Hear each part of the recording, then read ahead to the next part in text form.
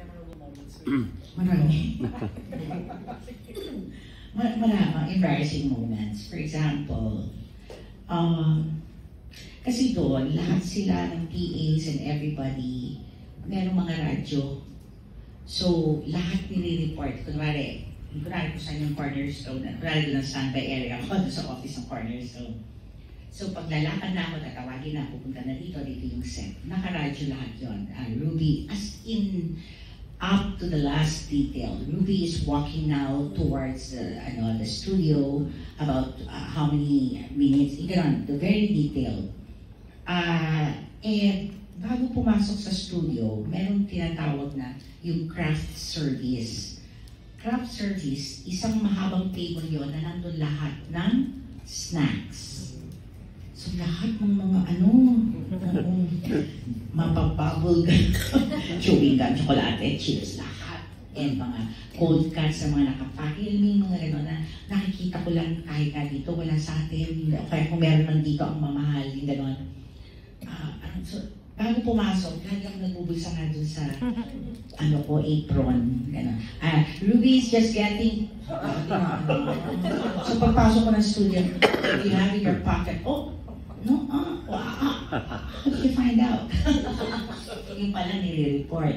Ganon. So pag meron yung mga emergency na may kailangan yung bata, pag tatanungin na sa akin, what do you have, Ruby? So maglalabas akong biskwit, maglalabas akong chips. Papakain ko sa bata kasi meron ako. Sabay ako sa pag ko. And so many other embarrassing. Yung nga, merong kausap ko si Nicole, another embarrassing. Meron siyang sinabing word na hindi ko talaga mag-gets. Sabi niya, Ruby, I am so mortified. Oh.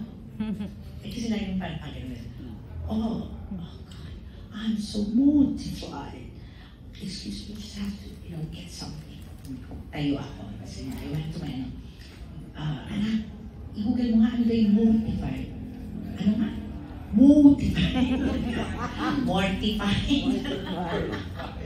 Mortified. What else? Yung mga,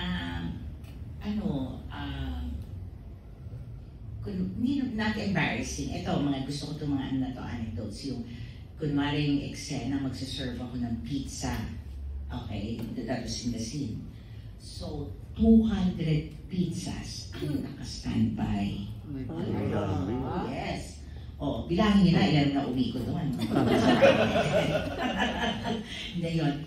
So, naawa ko dun sa in terms of continuity, maano sila dun sa props man. So, ginagawa ko, tinutulong. Kasi kunwari, pinasok ko ganyan to. As actor, for the next take, huwag mo nang, bahala na sila doon, di ba? Huwag mo nang pakialaman yun. Sanay tayo dito ng ilalabas mo rin yun kasi ikaw naman magpapasok ulit eh. So, I would always do that. You don't have to do that, sinasabihan ako ng co-actors ko. Sabi ko, hindi, para mabilis. At saka naawa ako sa kanya doon sa craftsman. Kaya nabigyan naman niya ako ng maraming pizza pag-uwi. Kasi tinutulungan ko siya. Pero ganun sila, yung parang ikaw, trabaho mo, umarte. Maging magaling ka dun sa trabaho mo, gano'n. So, hindi mo kailangan bitbitin yung mga gano'n. Kasi kanya-kanyang specialization, merong naka-assign talaga eh.